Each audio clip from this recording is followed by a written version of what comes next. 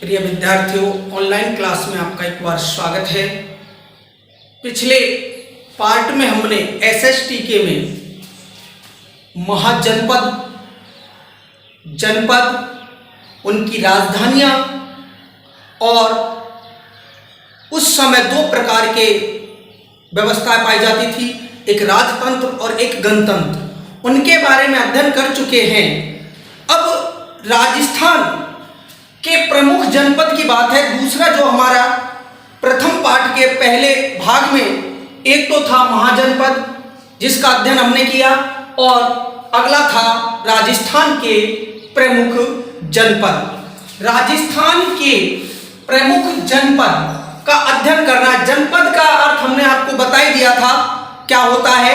अब बात आती है राजस्थान के प्रमुख जनपद की।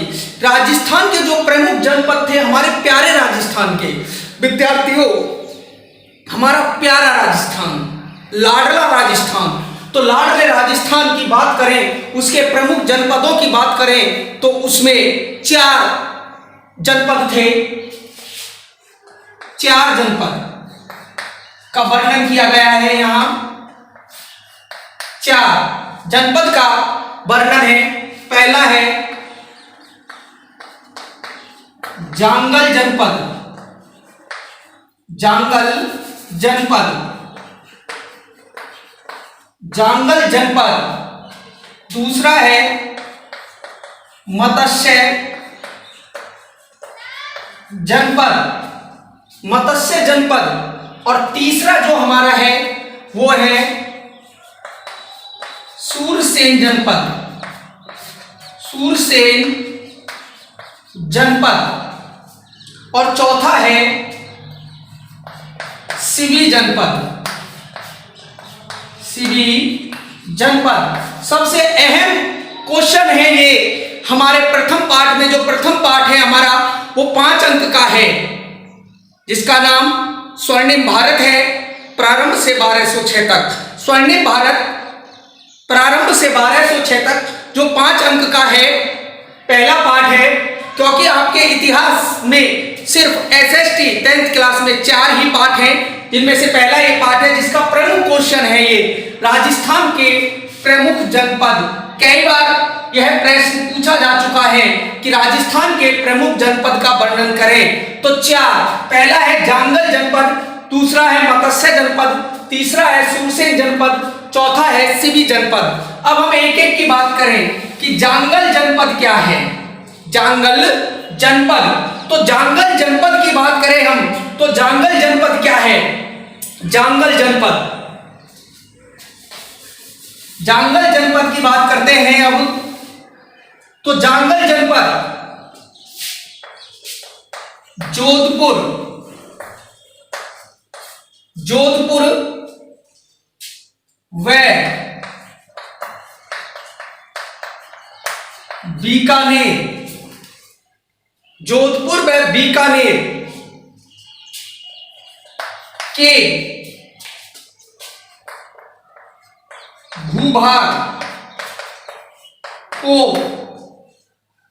जांगल कहा जाता है या जांगल प्रदेश कहा जाता है। जांगल प्रदेश कहा जाता है। इसकी राजधानी, इसकी राजधानी अही छत्रपुर, अही छत्रपुर। और ये जो अही छत्रपुर है वर्तमान में नागौर, वर्तमान की बात करें तो ये क्या है, नागौर, वर्तमान नागौर, जो नागौर डिस्ट्रिक्ट है वो अही छत्रपुर को नागौर। तो ये प्राचीन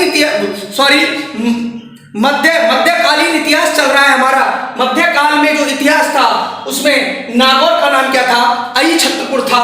और जोधपुर व बीकानेर के क्षेत्र को जांगल प्रदेश माना जाता था। इसकी राजधानी कौन सी हो गई, नागौर। इसकी राजधानी कौन सी हो गई, नागौर।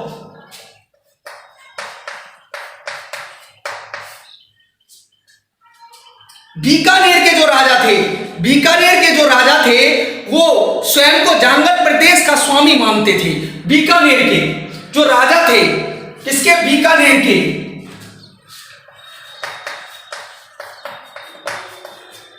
बीकानेर के जो राजा थे, बीकानेर के जो राजा थे स्वयं को जांगल प्रदेश का स्वामी मानते थे। स्वयं को क्या मानते थे? जांगल प्रदेश का स्वामी मानते थे। स्वामी मानते थे, जांगल प्रदेश का स्वामी मानते थे। इस कारण इनको जांगलधर कहा जाता था। जांगलधर कहा जाता था। जांगलधर कहा जाता था। जांगलधर कहा जाता था। और बीकानेर के जो राज चिन्ह थे, बीकानेर के राज चिन्हों पर भी क्या लिखा था? जय जांगलधर बादशाह लिखा मिलता था। और यहां के राज चिन्हों पर, और यहां के राज चिन्ह पर जय जांगलधर बादशाह लिखा मिलता था। जय जांगलधर बादशाह लिखा मिलता था।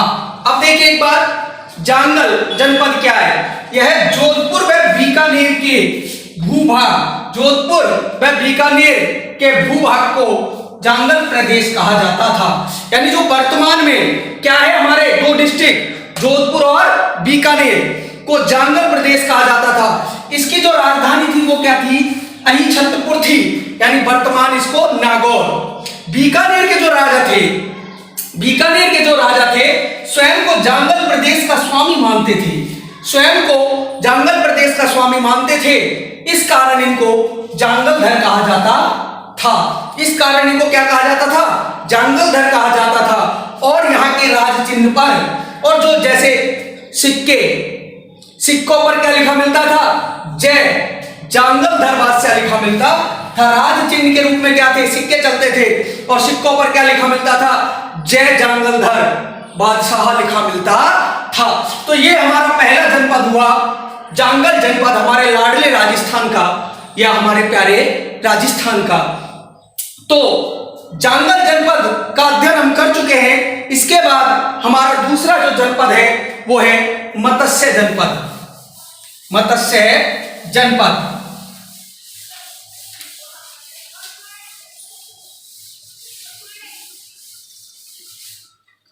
दूसरा जनपद है हमारा मत्स्य जनपद। मत्स्य जनपद है क्या? राजस्थान के कुछ इलाके, जो भी पूर्वी भाग के राजस्थान का, हमारे लाडले राजस्थान का, हमारे प्यारे राजस्थान का पूर्वी भाग का पूर्वी भाग इसमें आता था, मत्स्य जनपद में आता था। तो वो पूर्वी भाग में कौन कौन से डिस्ट्रिक्ट आएंगे? भरतपुर, अलवर, जयपुर।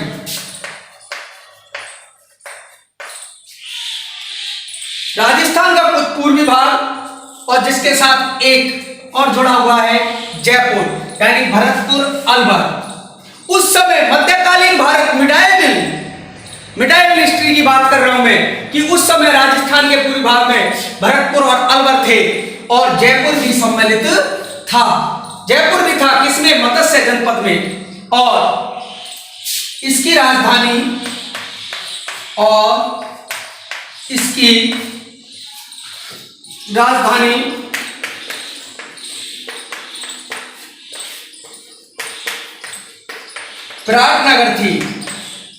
विराटनगर थी, जिसे बैराट के नाम से जाना जाता था, जिसे बैराट के नाम से जाना जाता है, जिसे बैराट के नाम से जाना जाता है। विराटनगर थी जिसे बैराट के नाम से, यह विराटनगर वही है जहां महाभारत काल में 1 वर्ष का अज्ञातवास बिताया था पांडवों ने। याद कीजिए हमारे ग्रंथ को, हमारे पवित्र ग्रंथ रामायण महाभारत को, और उसमें विराटनगर 1 वर्ष तक इन्होंने क्या किया था, अज्ञातवास गुजारा था। वो ही विराटनगर है ये, जिसे बैराट के नाम से जाना जाता है। तो ये मत्स्य जनपद है। इस मत्स्य जनपद का क्षेत्र या विस्तार कहां से कहां तक था, तो इसका विस्तार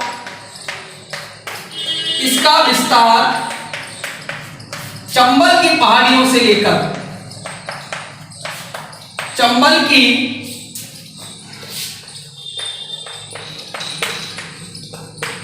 पहाड़ियों से लेकर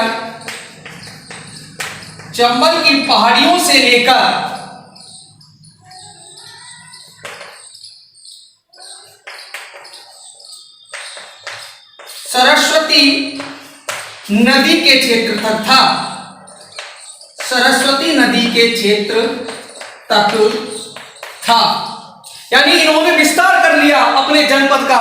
तो वो कहां से कहां तक था, चंबल की पहाड़ियों से लेकर और सरस्वती नदी के क्षेत्र, और सरस्वती नदी का जो क्षेत्र है वो कहां मिलता था, जांगल में, जांगल प्रदेश में मिलता था।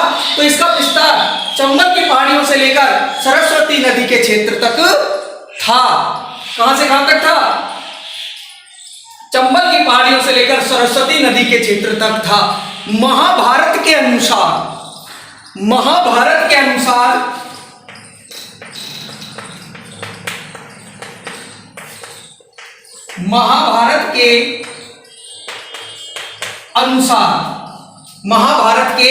अनुसार सहाज नामक राजा, एक राजा था सहाज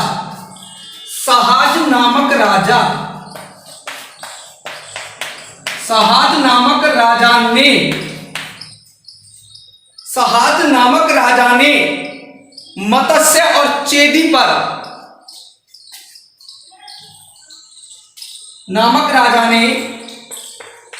मत्स्य व चेदी पर अपना अधिकार किया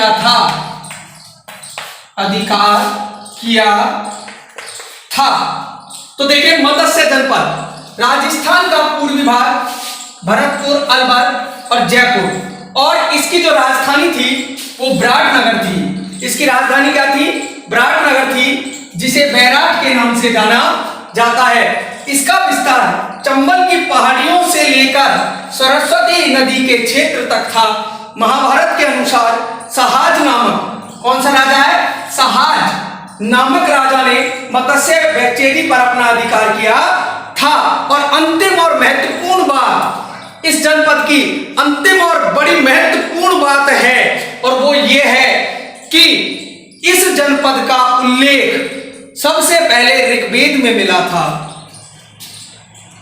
सर्वप्रथम इसका उल्लेख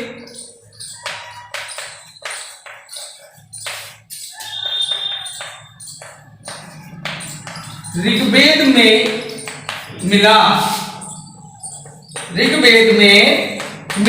एक बार फिर देखें आप कि राजस्थान का पूर्वी भाग, भरतपुर, अलवर, जयपुर, और इसकी राजधानी थी विराटनगर। राजधानी क्या थी, विराटनगर, जिसे वर्तमान में बैराट के नाम से जाना जाता है। इसका विस्तार चंबल की पहाड़ियों से लेकर सरस्वती नदी के क्षेत्र तक था। महाभारत के अनुसार सहाज नामक राजा ने मत्स्य व चेदी, ये वही चेदी है बुंदेलखंड उत्तर प्रदेश में, हर बोलो के मुंह से हमने सुनी यही कहानी थी, खूब लड़ी मर्दानी वह तो झांसी वाली रानी थी। तो अपना अधिकार किया था। सर्वप्रथम इसका उल्लेख कहां मिलता है, ऋग्वेद में। इसका कहाँ मिलता है? ऋग्वेद में। और अगला अपना जनपद है तीसरा सूरसेन।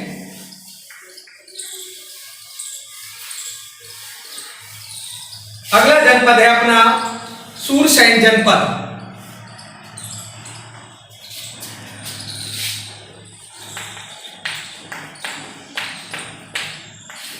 सूरसेन जनपद, ये सूरसेन जनपद कहां है?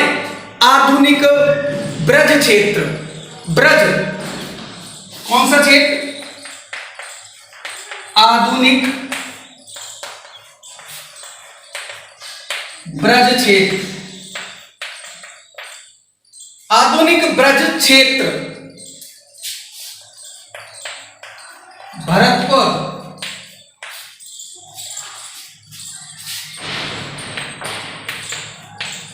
धौलपुर, करौली। भरतपुर, धौलपुर, करौली, आधुनिक ब्रज क्षेत्र भरतपुर, धौलपुर, करौली। इसकी राजधानी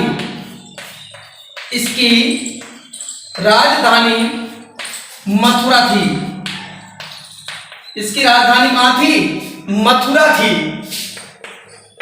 इसकी राजधानी मथुरा थी। इसकी राजधानी मथुरा थी। यूनानी इसे सुरसेनोई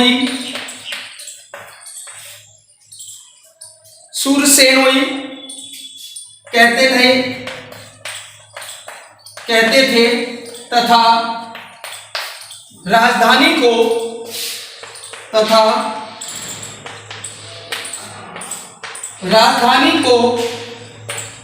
मैथोरा कहते थे। राजधानी को मैथोरा कहते थे, यानी राजधानी को क्या कहते थे? मैथोरा कहते थे। महाभारत के अनुसार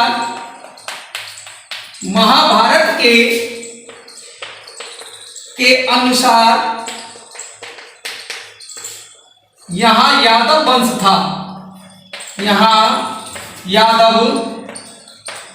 वंश था।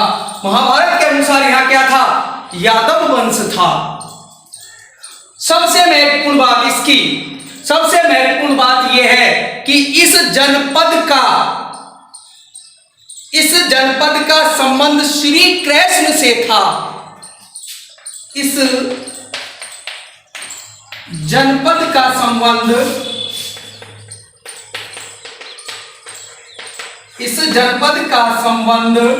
श्री कृष्ण से था।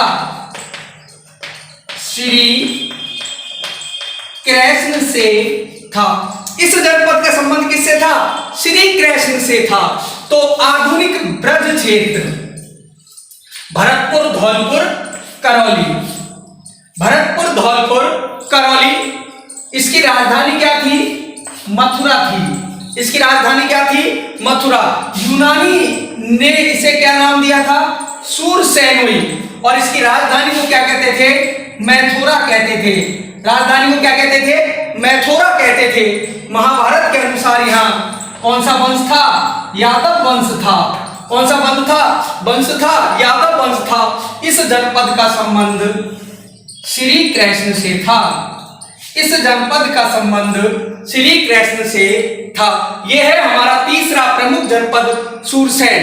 और चौथा जो जनपद है वो है सिबी जनपद। सिबी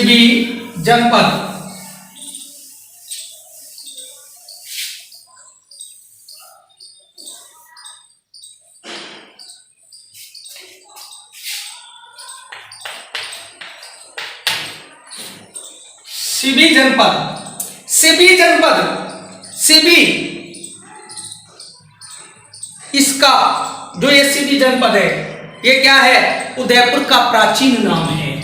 सिबी जनपद क्या है? उदयपुर का प्राचीन नाम। ये वही उदयपुर है जो क्या है? झीलों की नगरी है। तो उदयपुर का प्राचीन नाम सिबी क्या है? उदयपुर का प्राचीन नाम। इसकी राजधानी, इसकी राजधानी, इसकी राजधानी मध्यमिका थी। इसकी राजधानी मध्यमिका थी। इसकी राजधानी कौन सी थी? मध्यमिका थी, जिसे वर्तमान में नगरी कहते हैं, जिसे वर्तमान में नगरी कहते हैं, जिसे वर्तमान में नगरी, जिसे वर्तमान में नगरी कहते हैं। यह जो ये नगरी है, यह चित्तौड़गढ़ के आसपास का क्षेत्र है। किसके आसपास का क्षेत्र है? चित्तौड़गढ़ के। यह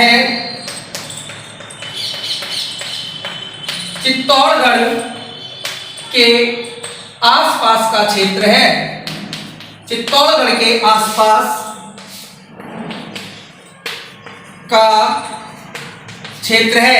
यह चित्तौड़गढ़ के आसपास का क्षेत्र है। चित्तौड़गढ़ के आसपास का क्षेत्र है। चित्तौड़गढ़ के आसपास का क्षेत्र है। उदयपुर को वर्तमान में, उदयपुर को वर्तमान में मेवाड़ के नाम से भी जानते हैं। मेवाड़ के नाम से भी जानते हैं, फिर भी जानते हैं। मेवाड़ के नाम से भी जानते हैं। उदयपुर को वर्तमान में मेवाड़ के नाम से भी जानते हैं। अब इसमें एक बात है, और वो क्या है कि यहां कुछ लेख मिले, गुफा लेख मंदसौर में। देखो, पहले जो मंदसौर क्षेत्र था राजस्थान में था, और जब राजस्थान का एकीकरण हुआ उसके बाद से ये मंदसौर मध्य प्रदेश में चला गया। मंदसौर जो क्षेत्र था ये राजस्थान के एकीकरण से पहले राजस्थान में आता था, और राजस्थान के एकीकरण के बाद यह मध्य प्रदेश में चला गया। तो मंदसौर, मंदसौर, और वर्तमान में ये कहां है? मध्य प्रदेश में। मध्य प्रदेश। मंदसौर में 5 गुहालेख मिले। 5 गुहालेख मिले। गुहा यानी गुफा, गुहा यानी गुफा। गुहालेख मिले, जिनसे पता चलता है, जिनसे पता चलता है कि इसका विस्तार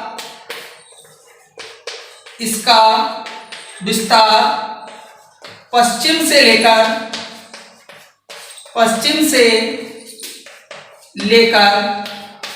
दक्षिण पूर्व तक था। दक्षिण पूर्व तक था। ये हमारे लाडले राजस्थान के 4 प्रमुख जनपद हैं, और हम अंतिम जनपद की बात कर रहे हैं, सिवि जनपद। सिवि जनपद में क्या है? उदयपुर का प्राचीन नाम। सिवि क्या है? उदयपुर का प्राचीन नाम। यानी मध्यकालीन भारत में, मध्यकालीन इतिहास में उदयपुर को किस नाम से जाना जाता था? सिवि के नाम से जाना जाता था। इसकी राजधानी मध्यमिका थी। मध्यमिका थी, जिसे वर्तमान में नगरी के नाम से जाना जाता है। किसके नाम से?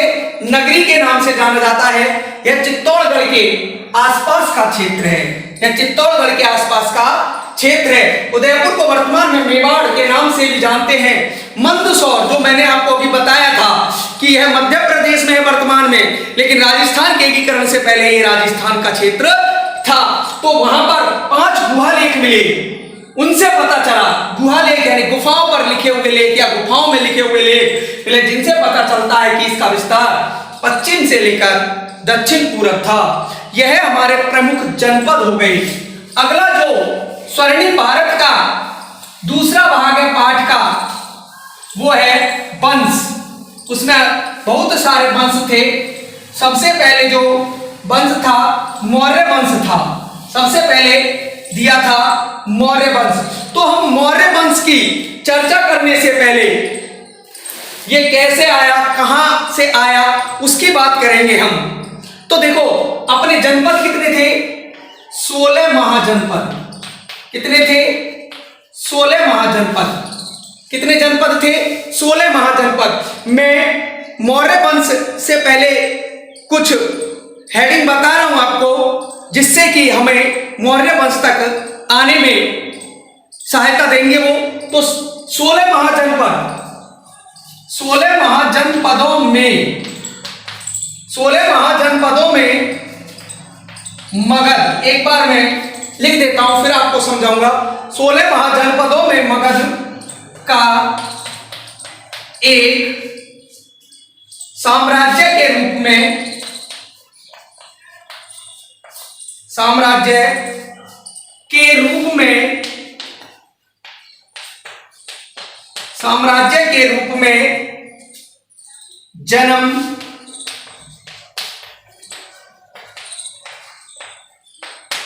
हर्यक वंश के समय हुआ, के समय हुआ।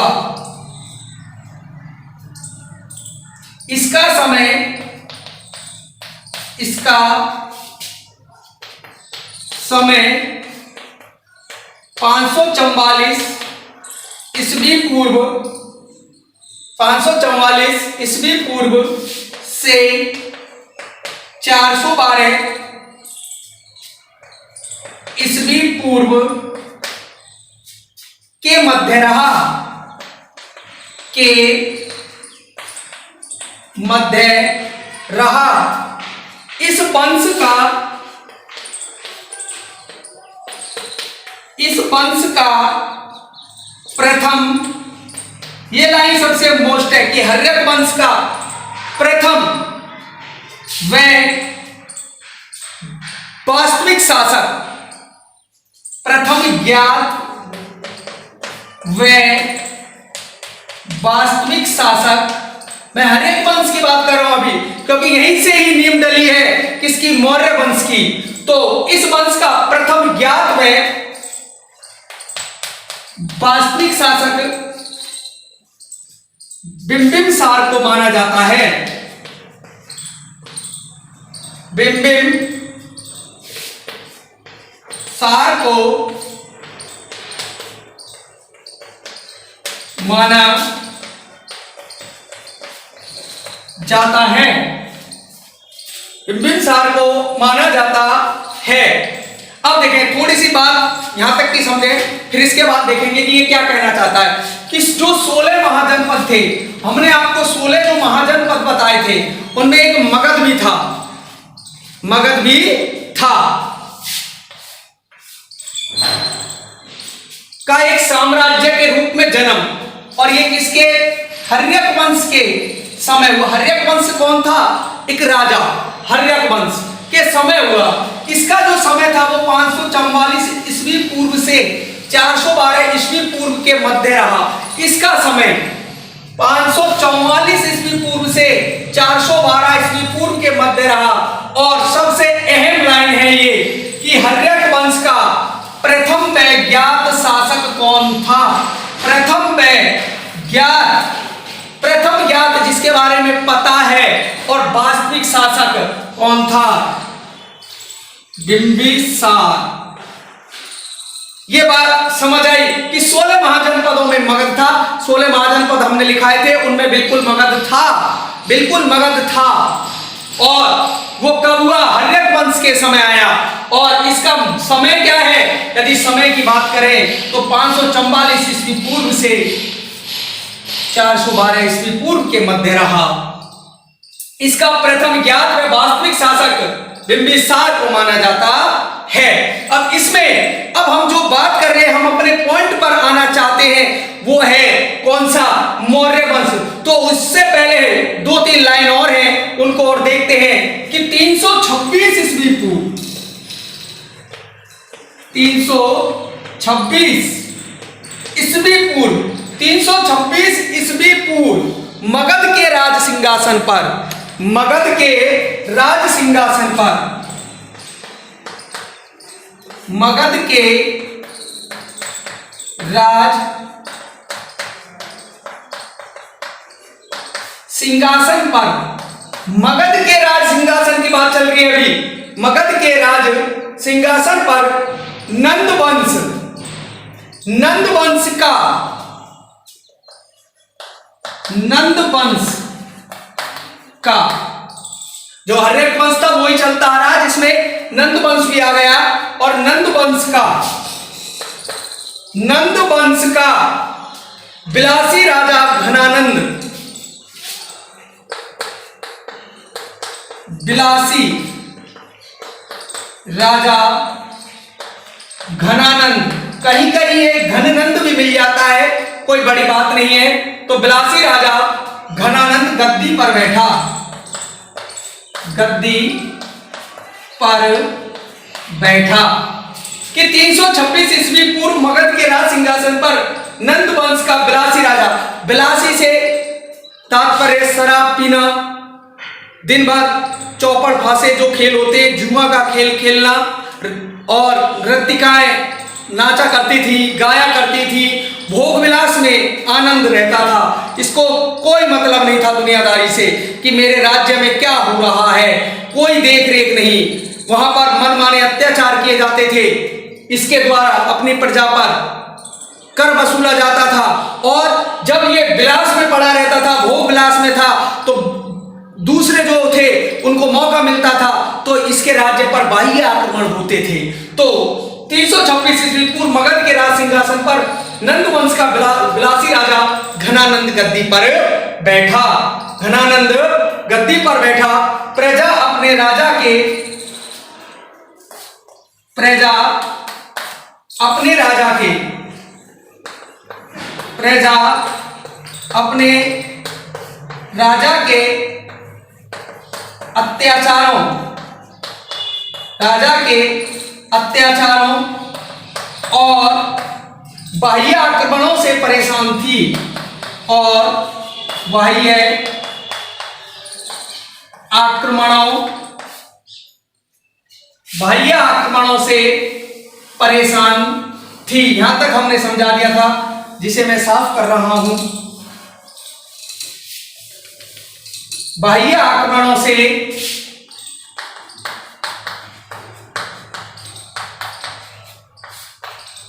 परेशान थी, बाह्य आक्रमणों से परेशान थी। उसी समय, अब आ गई असली बात, देखो, उसी समय जो जिस टॉपिक पर हमको आना है, इसको लिखने का जो उद्देश्य है वो हमारा पूरा होने वाला है कि हमको मौर्य वंश पर आना है। उसी समय कौटिल्य का शिष्य, उसी समय, असली मकसद प्यारे हम, उसी समय कौटिल्य का शिष्य, कौटिल्य के अनेक नाम है, कौटिल्य के अनेक नाम हैं। कौटिल्य को ही चाणक्य कहते हैं, कौटिल्य को ही विष्णुगुप्त कहते हैं। तो कौटिल्य के नाम याद रखना, कौटिल्य कह लो, चाणक्य कह लो, या विष्णुगुप्त कह लो। तो कौटिल्य का शिष्य, कौटिल्य का शिष्य चंद्रगुप्त प्रकट हुआ, चंद्रगुप्त प्रकट हुआ, चंद्रगुप्त प्रकट हुआ और एक नए राजवंश की नींव डाली, और एक नए राजवंश की नींव डाली, और एक नए राजवंश की नींव डाली। अब देखें, जो हमें आना है कि 326 ईस्वी पूर्व मगध, सीधी सी बात है, 326 ईस्वी पूर्व मगध का जो राज्य था, जो मगध का अंतिम शासक भी था, वो कौन था? नंद वंश का विलासी राजा घनानंद। नंद वंश का अंतिम कहेंगे इसको। क्वेश्चन है, वस्तुनिष्ठ क्वेश्चन है अपना ये, कि नंद वंश का बहुत मोस्ट क्वेश्चन भी है कि नंद वंश का अंतिम राजा कौन था? तो कौन था? घनानंद था। कौन था? घनानंद। वो गद्दी पर बैठा, प्रजा अपने राजा के अत्याचार और बाह्य आक्रमणों से परेशान थी, और जब ये देखा तो उसी समय कौटिल्य जिसके नाम चाणक्य, जिसका नाम विष्णुगुप्त का शिष्य चंद्रगुप्त प्रकट हुआ और एक नए राजवंश की नींव डाली। और वो राजवंश था, वो कौन सा था? मौर्य वंश था। वो राजवंश कौन था? मौर्य वंश था। वो राजवंश कौन सा था? मौर्य वंश था। मौर्य वंश था।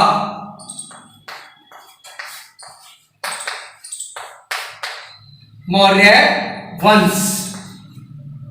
मौर्य वंश है क्या और ये कब हुआ? 322 से लेके मौर्य वंश कब तक रहा? 322 से 298 तक।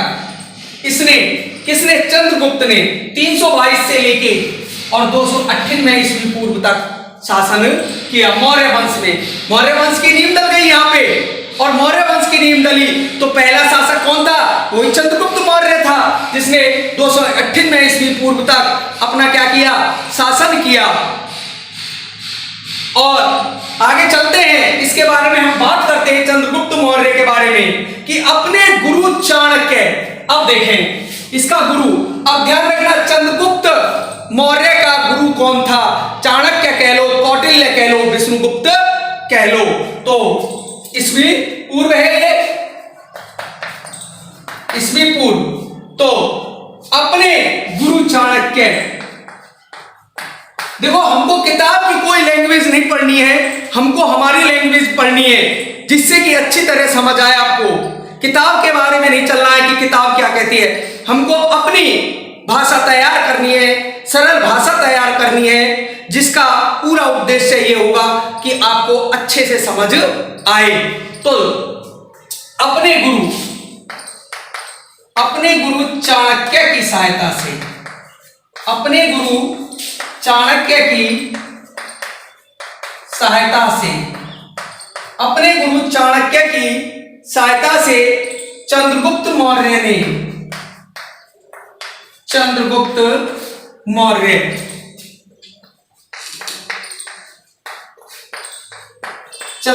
मौर्य ने अंतिम नंद शासक, जो मैं पहले बता चुका हूं, अंतिम नंद शासक घनानंद को पराजित कर, घनानंद को, अंतिम नंद शासक घनानंद को पराजित कर, अंतिम नंद शासक घनानंद को पराजित कर 25 वर्ष की आयु में, 25 वर्ष की आयु में, 25 वर्ष की आयु में मगध के राज सिंहासन पर बैठा। क्योंकि मगध का ही था, क्योंकि उसने उसी को तो मारा था, नंदवंश को। राज सिंहासन पर बैठा, राज सिंहासन पर बैठा 305 ईस्वी पूर्व। अब ध्यान रखना भाई, यहां से इसका कार्यक्रम चालू हो जाता है कि इसने आगे क्या क्या तरक्कियां की हैं। तो 305 ईस्वी पूर्व उसने तत्कालीन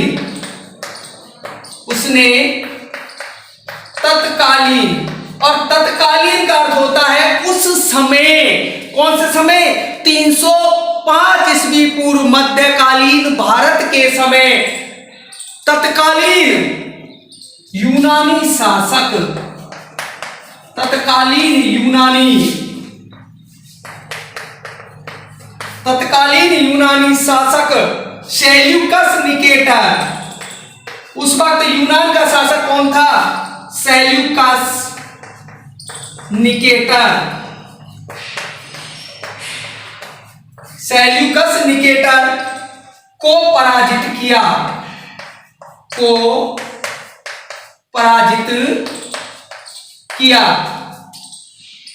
सबसे पहले किसको पराजित किया इसने? वो तो हो गया, घनानंद को तो पराजित किया। फिर जब 305 ईस्वी पूर्व जब वो बैठ गया तो उसने तत्कालीन यूनानी शासक सेल्यूकस निकेटर को पराजित किया। बाद में दोनों में संधि हो गई। संधि से तात्पर्य है दोनों का मिलन हो गया, दोनों में सुलह हो गई। पराजित किया और बाद में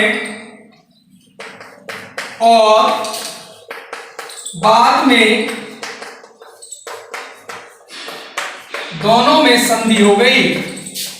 बाद में दोनों में संधि हो गई।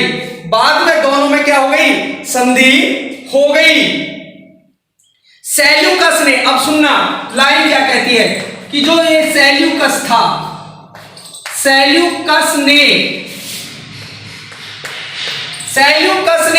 चंद्रगुप्त मौर्य से 500 हाथी लिए। सेल्यूकस ने चंद्रगुप्त मौर्य से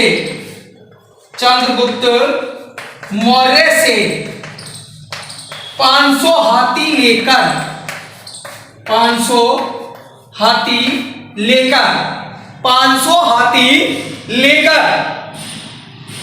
पूर्वी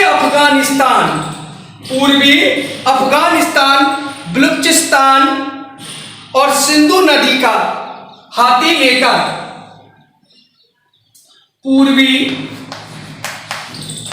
आगे ऊपर लिखेंगे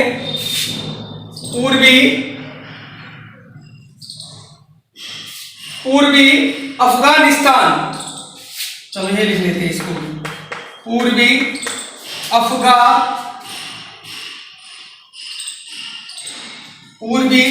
अफगानिस्तान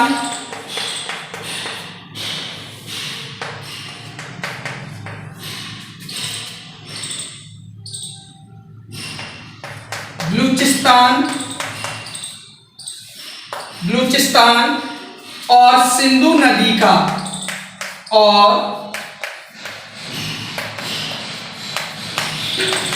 नदी का पश्चिम क्षेत्र दे दिया। सिंधु नदी का पश्चिम क्षेत्र दे दिया। पहले यहां तक समझ लेते हैं, फिर आगे लिखेंगे कि मौर्य वंश 322 से 298 ईस्वी पूर्व। यहां पे राजा कौन था? चंद्रगुप्त मौर्य। अपने गुरु चाणक्य की सहायता से चंद्रगुप्त मौर्य ने, गुरु कौन था? चाणक्य। सबसे पहला क्वेश्चन बनता है कि चंद्रगुप्त मौर्य का गुरु कौन था? चाणक्य था। मौर्य ने अंतिम नंद शासक घनानंद को पराजित किया। तो कौन सा था अंतिम शासक नंदवंश का? घनानंद को पराजित किया और मगध के राज सिंहासन पर बैठ गया। और 305 ईस्वी पूर्व तत्कालीन यूनानी शासक कौन था? सेल्यूकस निकेटर को पराजित किया। और फिर बाद में दोनों में क्या हो गई? संधि हो गई। बाद में क्या हो गई? दोनों में संधि हो गई। और सेल्यूकस को चंद्रगुप्त मौर्य ने दिए थे 500 हाथी। किसने दिए थे? चंद्रगुप्त मौर्य ने 500 हाथी दिए। और उसके बदले में सेल्यूकस निकेटर ने क्या दिया चंद्रगुप्त मौर्य को? एक तो दिया पूर्वी अफगानिस्तान, बलूचिस्तान और सिंधु नदी का पश्चिम क्षेत्र दे दिया। सिंधु नदी का पश्चिम क्षेत्र दे दिया। बात अभी खत्म नहीं हुई है, बात मेरी समाप्त नहीं हुई है, वास्तविक बात अब आ रही है। और वो वास्तविक बात ये है कि सेल्यूकस ने अपनी पुत्री का विवाह भी चंद्रगुप्त मौर्य से कर दिया। असली लाइन कि सब कुछ हो गया, 500 हाथी उसने दे दिए, उसने कुछ अपने क्षेत्र दे दिए, बदले में सेल्यूकस निकेटर ने अपनी पुत्री, किताब में उस पुत्री का नाम नहीं है, और सेल्यूकस निकेटर की पुत्री का नाम था हेलन। क्या नाम था? हेलन का विवाह चंद्रगुप्त मौर्य से कर दिया। और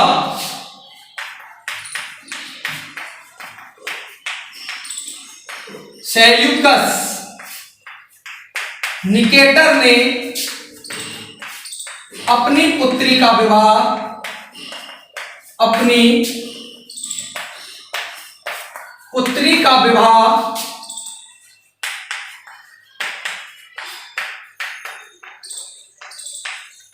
चंद्रगुप्त मौर्य से कर दिया। चंद्रगुप्त मौर्य से कर दिया। तमिल ग्रंथ, अब देखें,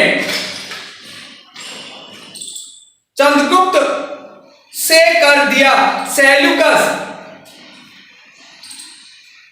और इसने यूनानी शासक जो ये था सेल्यूकस ने अपने एक राजदूत को और भेजा था, और अपने राजदूत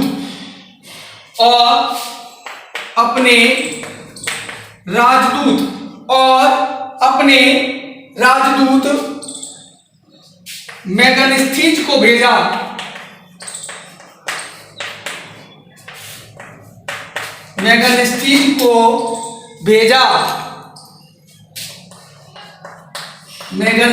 को भेजा। राजदूत के इसके दरबार में मेगनस्थीज को भेजा। तमिल ग्रंथ थे, तो तमिल ग्रंथ ध्यान रखना, तमिल ग्रंथ है दो। तमिल ग्रंथ एहनानूर,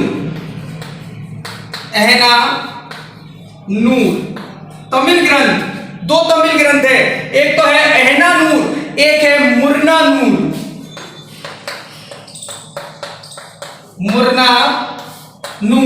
एक एहनानूर, एक मुरनानूर से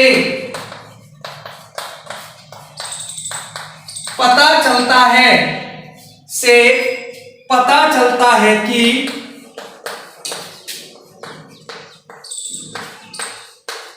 चंद्रगुप्त मौर्य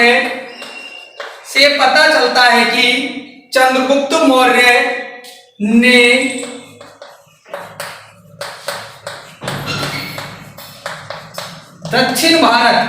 चंद्रगुप्त मौर्य ने दक्षिण भारत पर भी आक्रमण किया था। दक्षिण भारत पर भी आक्रमण किया था। अंत में ये क्वेश्चन है भाई किताब का, आपकी का बहुत इंपॉर्टेंट। अंत में यानी वृद्धावस्था में, अंत में भद्रबाहु से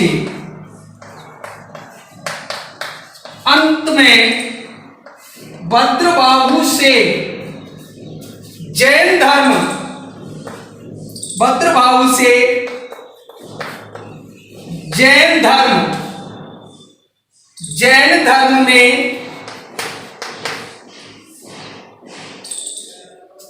भद्रबाहु से जैन धर्म में दीक्षा ले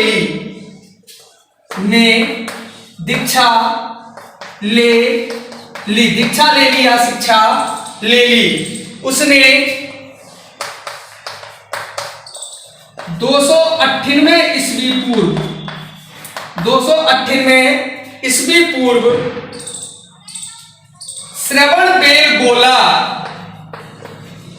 श्रवण गोला, जो वर्तमान में मैसूर, वर्तमान में क्या है, मैसूर में श्रवणबेलगोला में उपवास